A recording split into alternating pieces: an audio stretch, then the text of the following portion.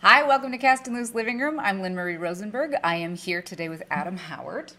Adam is a journalist and associate producer whom you might know from Full Frontal with Samantha Bee.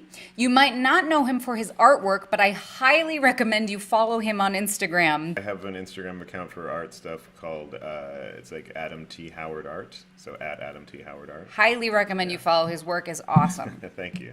When I asked Adam what sort of issues he'd like to discuss today, he suggested racism. So I thought since you're a man, we would look at what breakdowns have to say about men of color.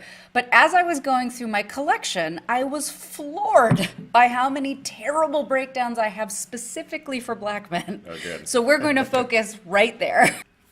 Black men in the industry might find themselves a singular entity on set.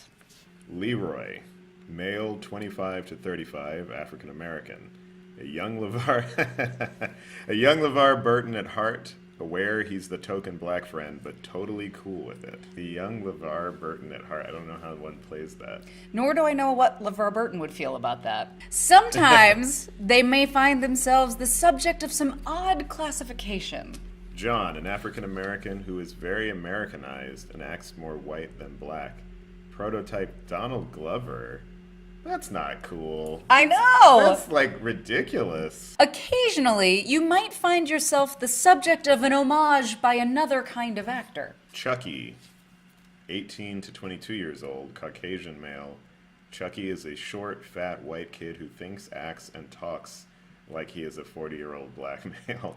I would say I kind of want to see that character because I know it's offensive, but it's still really funny to me. When you dig down into the thought that there is a way in which a 40-year-old black man... Problematic, yeah. Obviously. But in general, there seems to be one set of words and images that black men face repeatedly in the industry. Two black dudes, pretty thugged out, gangster-looking guys. Maybe one has a grill.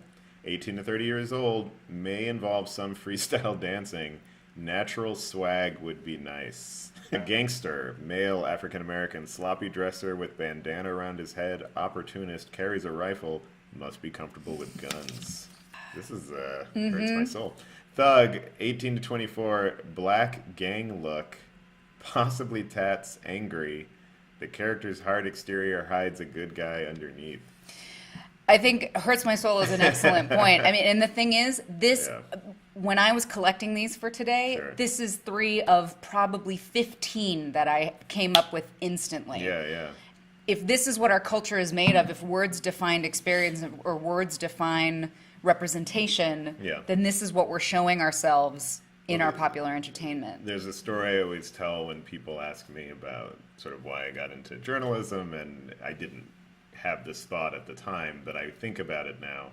When I was in, like, I want to say the 8th grade, this girl I was very close with, who happened to be white, told me, just sort of unprovoked, that you're not like other black people because you don't scare me.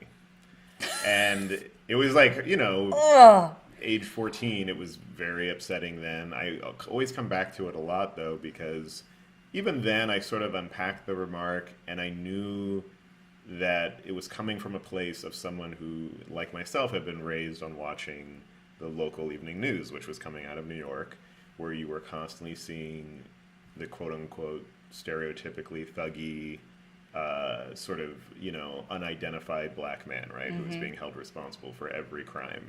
And it would be usually just a sketch artist thing, not even an actual human being. But I think that that imagery so affected her that was sort of her kind of makeup of what she believed a black man to be, was someone who was there to get her, to rob her, to hurt her. And I viewed part of my responsibility as a journalist was trying to kind of elevate voices that would counter that image in one way or another, without distorting the truth, obviously, but trying to kind of find a way to fill the world with stories that would kind of shape the worldview of someone like that to be a little bit more nuanced. The issues in representation aren't just actors or story. It's any story that we are telling in popular culture or popular consciousness, how we are representing different human beings over and over again. The reason we know each other is that we were connected through Dylan Marron. Hi, Dylan. Because you have written a number of articles over the years about representation or about popular culture. Yeah. And so I wonder, when you look at as non-participant in narrative Right. film TV, but as someone who comments on it from a journalistic standpoint, what are things that you're seeing that frustrate you that you would like to see change in the industry? We're right now in this weird moment where it feels like everybody's sort of patting themselves on the back, you know? Yeah. Because of Black Panther and even A Wrinkle in Time. I think all of that's great. I guess what frustrates me is I think sometimes the coverage of the counterpoint to that is given too much credence. Yes, there will always be people out there who get upset because somebody was cast and it doesn't really fit their idea of how the character should be played. But I find that when it comes to colorblind casting, when it happens, that's a good thing. But when it happens and people get upset about it, I feel like the way that people get upset about it is almost always inherently racist. And it's covered in a way that almost sort of suggests that it's a somewhat valid thing to be upset about. It's very nuanced. It's not, you know, it's not an anchor person saying, right on, you know, Star Wars has gotten too black, you know. But the controversy is covered as if, like, well, they might have a point, though.